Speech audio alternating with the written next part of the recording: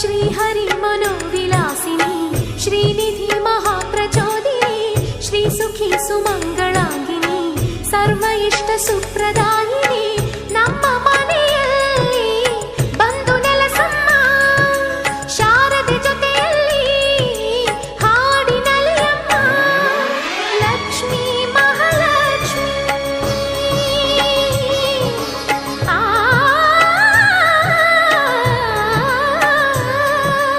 ಲಕ್ಷ್ಮೀ ಮಹಾಲಕ್ಷ್ಮಿ ಲಕ್ಷ್ಮೀ ವರಲಕ್ಷ್ಮಿ ಲಕ್ಷ್ಮೀ ಗೃಹಲಕ್ಷ್ಮಿ ನೀ ನಗುವಾಗಿ ನಗವಾಗಿ ಬಾರಮ್ಮ ಬಡವ